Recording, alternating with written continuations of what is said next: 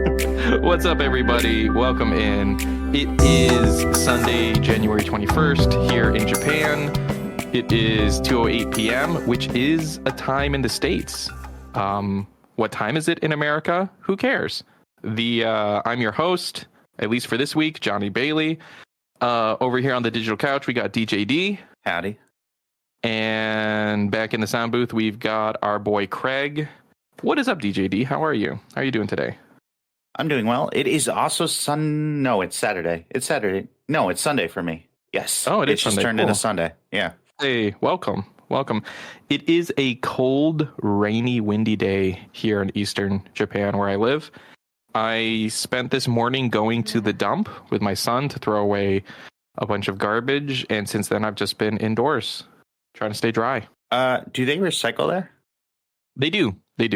So really, if anyone is familiar, the garbage situation in Japan is just really intense as far as like what you can throw away and what you can't throw away. And even the city I live in, it's not that bad compared to some cities. But basically, all of our recyclables, they only pick up once a month on like a really specific day for like a 20-minute window, which is just really annoying. Like if you're going to keep all of your cans and all of your PET bottles and stuff like that. And so what we end up doing is about twice a month, my eldest and I, he's 10, we go to the dump where we can just, drop all that stuff off where it needs to go. That's twice a month. It's my Sunday morning ritual. Almost like church, you might say, going to the dump, getting rid of my garbage. So if you found, like, say, an F-35 in your backyard, would that be recyclable, or would you just throw that at the dump? Well, you bring it to the dump and they recycle there. So either way, they'll just handle it. Also, since it was raining today, when I got there was like nobody outside at like the recyclable area. And, I'm like loading up a little cart with our cardboard and our aluminum cans and our steel cans. Like these all need to be separated, right? And our glass bottles and stuff. And this guy comes up to me and he starts talking to me. And my Japanese is not great, but I can understand that he's saying because it's raining, we don't want any like guests is the word here, right? Like no customers here. And I was like, oh man, am I like not allowed to throw trash out today? But what it actually meant was we just dumped all of our garbage in the cart and they just threw it away for us. So we just got to leave. That's kind of wild. Like that almost sounds like they were having like some clandestine like meeting, I know. And they didn't want any visitors. They just really didn't want us there. Also, if you guys can hear someone in the background, I share studio space with Chiho or Cheeky Art, who's another member of ANAV. And her and Pyro Beats, another NAV member, and Fabrice, they're all doing a little watch party for Harry Potter. They're watching Harry Potter and the Sorcerer's Stone or the Philosopher's Stone, depending on where you live. And so if you hear talking or laughing or something like that, that is what that sound is. Also deal with it. Okay, so before we get going, D, I want to address two things. First thing, not that important, but I want to bring it up. When people complain about like the room a podcast is recorded in, or like background noise or whatever, I find that to be so pretentious because it has to be so terrible for me to care. But like people get really weird about it. You know what I'm talking about? I agree. I think that there's enough tools that you can usually like mitigate a lot of that. And so maybe they think that if they hear any background noise at all, that like there wasn't enough effort put in.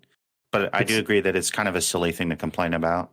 It's ridiculous. And then number two, I want to bring up the elephant in the room, really. It's just the two of us. Yeah, Farmer got lost in the mountains somewhere. Well, actually, really the three of us. Really the three of us. Sorry, Craig. Craig's back there in the booth.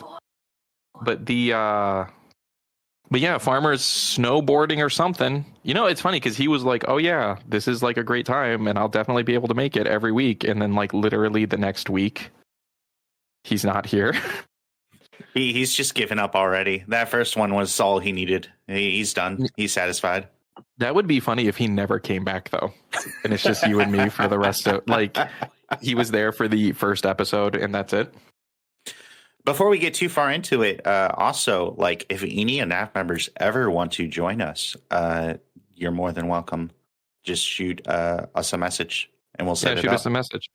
I would have loved for another ANAV member to join for this episode, but Farmer also did not let us know that he was going to be out of town. So, like, I don't know, not even 12 hours ago, I texted DJD being like, hey, I was like, hey, I think Farmer's out of town. Like, are we going to find somebody or not? So in the future, yeah, I would love to have, another person on the digital couch, so to speak. I feel like 3 is just a pretty good number. Yeah. It's true. It's true. A good prime number, So one of the things I have here on my list of things to talk about, I want to start with something I'm actually interested in and excited about, instead of like all of these other topics I have here that I don't care about. Japan successfully has landed like a robot on the moon. Really? I actually did not hear this.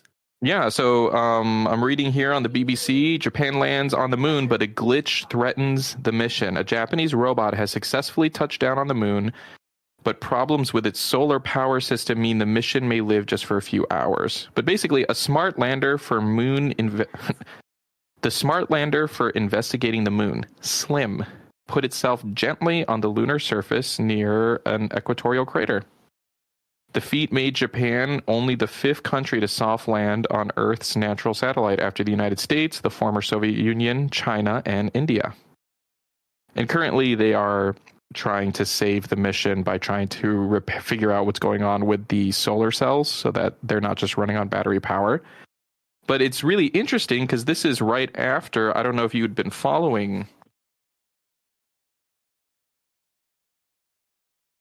Talking about background noise. Do you hear Chiho saying sorry? Talking about background noise. Chiho just like throwing things on the ground during my podcast episode. And I'm like, hey, when I'm in here, just try and be a little quiet. Throwing boxes on the ground. She's so red right now. So anyway, this is right after there was actually a US mission. Right, I believe it wasn't NASA. It was a private company trying to land something on the moon, and that didn't work. Are you familiar with this story? I'm a little bit, peripherally. From what I understood, they launched and they had a lander to land on the moon, and they launched on the Falcon rocket, I think, or Vulcan or whatever. And there were some issues on takeoff that caused like a rupture with some propellant that caused it to spin. And they were able to get it under control, but they ended up bringing it back into the atmosphere to burn up because there wasn't a way for them to like safely land it on the moon. And it's also an unmanned deal, right? But yeah, anyway, super cool. For those of you who don't know, I am a huge fan of space. And when I was the first job I wanted as a kid was I wanted to be an astronaut, or even more specifically, I wanted to build houses on the moon. I wanted to make it so that humans could live on the moon. So all of this stuff with, them landing stuff on the moon, we're going back to the moon. I think it's called Project Artemis that NASA's doing, trying to set up some kind of permanent situation on the moon. I'm a big fan. Yeah, I was going to ask, what do you think is the likelihood of that, actually happening? Within our children's lifetime, or. Well, if they keep blowing stuff up on accident, the likelihood is not that high, But but I really hope so. I mean, I've only really briefly looked over some of the stuff they've talked about, but what they said makes sense, right? So the idea is that any missions going to Mars would go from the moon, right? So they would have a situation on the moon, do some training on the moon, and then go from the moon to Mars instead of from Earth. Because really, one of the harder things is getting off Earth, right? Right. Yeah. And taking that out of the equation would be nice. I don't know. The sad part is that I'll never get invited to go, right? I'm not smart enough. I know that. I'm not an astronaut. They would never be like, "Hey, Johnny, do you want to go to the moon or to Mars?" Because to be honest, I would love to. Yes. Really? Yes. Interesting. Yeah. I really would. I really would. I think that would be really cool. I mean, it's a dream, right? Like, oh, it would be so awesome. I'm also a big fan of the show The Expanse. Have you read any of the books from The Expanse, D? Not yet. No, I need to, but I have not gotten around to that yet. I have started trying to get back in the habit of reading, and that is a series. I'm going to write that down right now, actually. That is a series I would like to get into, is The Expanse books. Hold on. But what's up with you, D? Yeah, let me write that down. That was a great idea. Anyway, what's up with you, D? Not a whole lot. Just the normal. A lot of news this week in terms of gaming stuff. So is there? I cool. actually am not up to date on that. Like, what anything that I would be interested in? There was the developer direct on, what was it? Yesterday, day before, Thursday, I think. Yeah, Thursday. So that's 3 days ago. Where they showcased Indiana Jones, Hellblade 2. There were a couple other games there too. I can't remember them off the top of my head. It would have been nice to write that down, but I have never watched an Indiana Jones movie. Hey, I've watched one, and it was not good. Which one was it? It was the one with the aliens. Oh, the one where he like gets in the fridge, right? He survives a nuclear explosion from the fridge. I know about that. I've never watched an Indiana Jones movie, and I have no desire to. Like, I feel like it's something I just missed. You know what I mean? I just missed it. Like, I'm sorry. Like, it's not a thing for me. It's funny because, like, I feel like this would be a topic where Farmer would be pretty passionate, but I kind of feel the same way. Where just good that he's not Indiana here. Jones just kind of is whatever to me. Like, Indiana Jones, the theme loser. sounds great musically, and all that. And I know that there's like Harrison Ford is a great actor and everything, but what is the theme right now? All I can think of is the Zelda theme. The da da da da da da da. That's not it. What is it? What's the theme? No, it's like Indiana Jones. Da da da da. Or something like that. Oh yeah, da da da da da da da. Yeah, that's how it goes. Yeah. Right. Yeah, I know that song very well. Well, it's like so Chiho is sitting over here watching Harry Potter, right? Mildly controversial. In 2024, the year of our Lord, and I did not read any Harry Potter books growing up, and I watched the Harry Potter movies like as an adult in my mid-20s. To be honest with you, it would have been fine if I never watched it.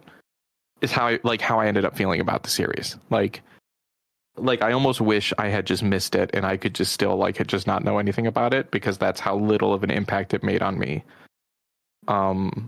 Personally. That's kind of my worry with I like, on one hand, I kind of want to watch Indiana Jones and see if it holds up or whatever. But a lot of those movies are older. I don't necessarily know that they would, because I don't have the nostalgia for them, right? And also, I don't necessarily know that they'd be additive to my life in any significant way. But the game looks cool. Oh, the game looks cool? As a longtime sci-fi fan, for example, it makes me think of when I first watched Blade Runner. I watched Blade Runner for the first time sometime in the last 5 years. Just another movie. It came out before I was born, but every sci-fi movie quotes Blade Runner, right, as like an influence on it. And I watched the movie, also Harrison Ford, didn't love it. And it's interesting because so many movies I do love, right, or TV shows wouldn't exist without Blade Runner. Sure. But I didn't love it. Blade Runner, what's the other one? Blade Runner, what? Is it 2049? Yes, 2049. Blade Runner 2049. That movie was great. Fantastic. I love that movie. But the first Blade Runner was a little dry. Not seen it. And I want to segue here. Check this out. So in Blade Runner, Harrison Ford, right? Also a young Edward James Olmos is in Really? Blade Runner. Yeah, I did not know that. Wow. He's like he's like a very much a side character, but he's a super interesting character in Blade Runner.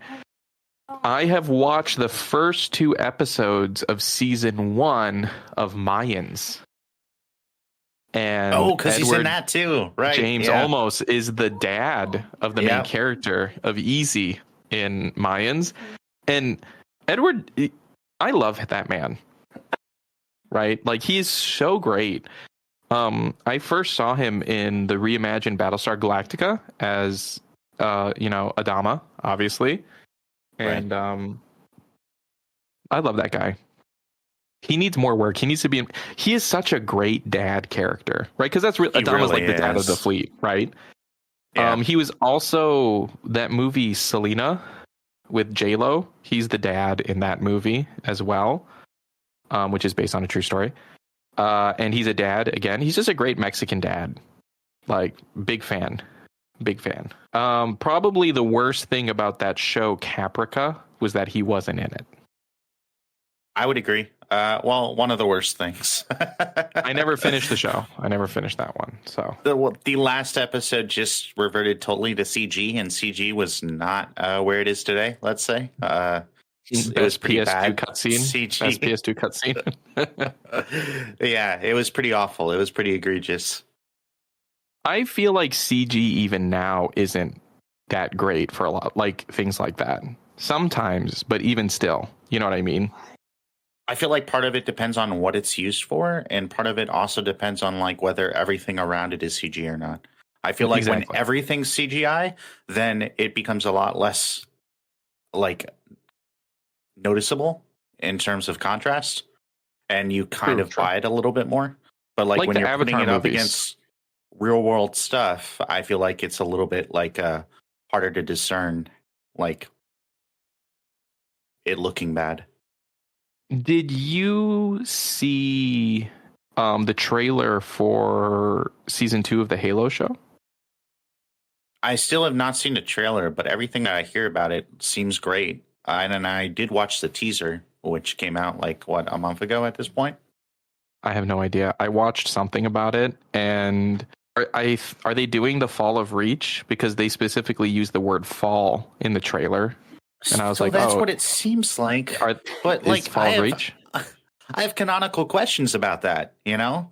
Like, Master Chief wasn't involved with that. Like, I'm really confused about like what direction they're going to take that in, if that's the case. Like, is it just going to be flashbacks, or who knows? Well, so I haven't seen season 1. For anyone listening, if anyone knows this information and would like to give it to me, make sure to hit me up at DIJADI on Instagram or wherever. But so the Halo show is exclusive on Paramount Plus. So like I can't buy the show and watch it on like iTunes or Amazon or anything like that. And I don't know who distributes from Paramount Plus in Japan, but it's no one that I have, right? So in Japan, I have access to Netflix, Disney Plus, and Amazon Prime. And the Halo show is not on any of these things here. And so I just haven't seen it, and I'm not going to see season 2 because it's, just on there. On one hand, though, I'm kind of happy about it because I heard season 1 wasn't great, but I don't know. I was actually going to do a watch party for it on Twitch, but then they took it off Amazon because I guess they put it on Amazon for like a little bit, like a month or so, to like hype up season 2, and then they took it off. Yeah. Oh man, I would have watched it if I knew at that time. But yeah, interesting. I mean, just talking about CG, it looked good, I thought. But you know what it made me do? It made me go back and watch the commercials for Reach. So good. Oh my god. Well, and I don't know, like the teaser that I saw reminded me a lot of those like trailers.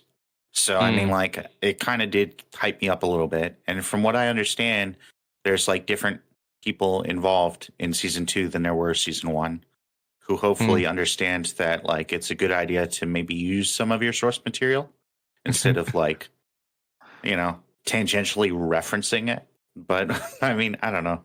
We'll see. We need more Master Chief butt. I heard that was a thing. Was that a thing? That was the thing. Season 1, the most egregious part of season 1 is obviously Master Chief not behaving like you think Master Chief should. But the second most egregious thing is that it seemed like they took a bunch of assets from Halo and then just did whatever they wanted with them, and didn't necessarily care like how they corresponded to the Halo universe. Yeah. See, makes me happy that I didn't watch it. Yeah, I don't know that I could in good conscience like recommend season 1 to anyone, and I didn't even finish it. I should finish it just so that I can say that I did. Kind of like how I hate Red Aragon, despite not liking it like halfway through. I hate Red, the whole Twilight series, the books, because I just didn't enjoy them. You know what I am reading right now? I'm rereading The Aeronaut's Windlass from the Cinder Spire series by Jim Butcher. Oh, yeah. I'm rereading it to read the second book. I don't remember the title of the second book. That just came out. Oh, gosh. I believe you read it. Yes, I read it, and it was really good, but I don't remember the title either. The Olympian Affair. Yep, there we go. Yeah. It's interesting. I go feel ahead. like... So, a lot of other Jim Butcher books, I feel like you can jump in at any point, and he kind of explain the world a little bit well enough that you can kind of like flow with it. I don't think you can do that with this series. I feel like you need to start at book 1, because book 2 definitely feels like a sequel that needs the context of book 1 to be like actually absorbed.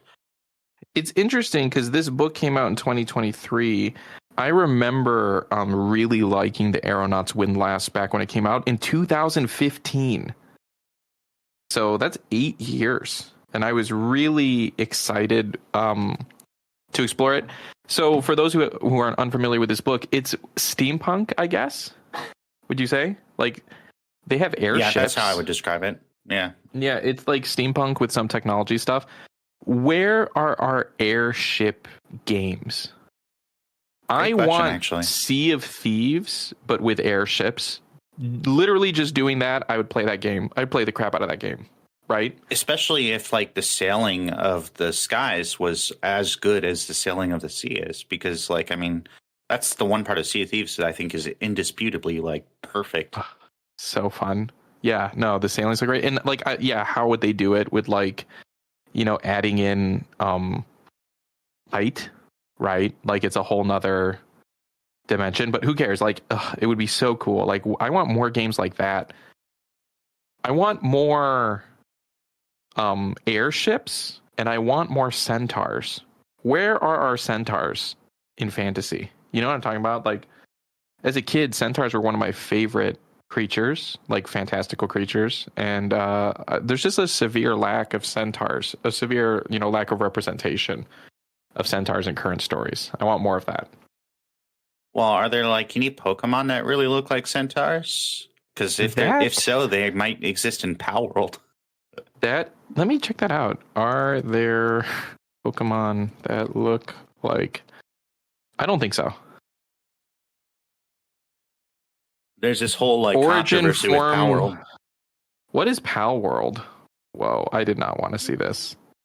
I did not. Some of these images coming up, I don't like this. I don't. Oh my god. Why is the internet great but also terrible? I mean, that's most things I feel like, yeah. Yeah, humans capable of great good and great evil.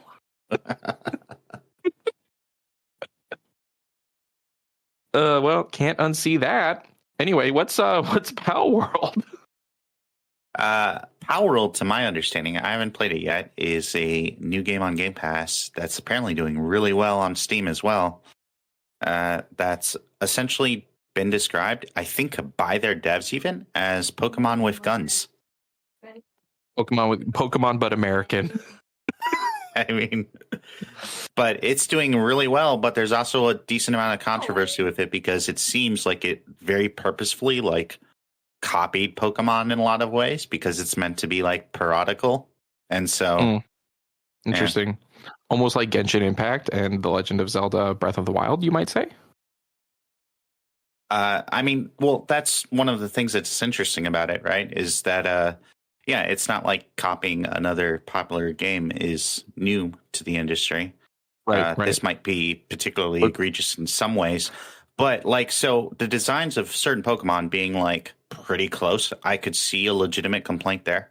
But when we're talking about like someone else tried to compare it to Ark and the survival screen and like unlocking various like tools and stuff. And it's like, well, no, this is literally every survival game. Every survival game has this screen. Like, I mean, yeah. That's true. Playing not Minecraft, Lego Fortnite, a lot like Minecraft and Ark as well.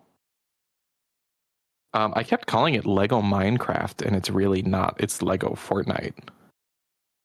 But so when do you think Fortnite will get a game type like this? Speaking of games that rip off other popular games. And I'm saying that as a Fortnite player. I really enjoy Fortnite. I play quite a bit with my 10-year-old. We always have a good time. Everyone, all three of you listening, calm down. Calm down. I mean, I'll probably need you to tell me because I'm retired from Fortnite. So this is true. So actually, I would love to hear this. What's the story behind you retiring from Fortnite? Because there was a time, maybe people don't know, in our early Twitch days that you played quite a bit of Fortnite. I don't know. I feel like I just play too many games, and like I don't necessarily. I feel like everything that Fortnite does, there's other games that I enjoy more on a personal level. That's valid. I think the biggest thing for me with Fortnite is that like I play it with my son. You know, that's a game that he likes to play, that we play together. I also play it with other Nav members too, but so that's it. You just, would rather not waste the time. Yeah, well, I mean, I don't know that I would have called it a waste, but like I've got enough other games to dive into. That is very valid. I mean, in our last episode, one of the things that was hard of trying to decide what we consider to be the best games of 2023 is, like you said, and I brought up, I mostly played like Destiny and Fortnite last year, which are not new games. And so like new games that I played, the options were actually way more limited.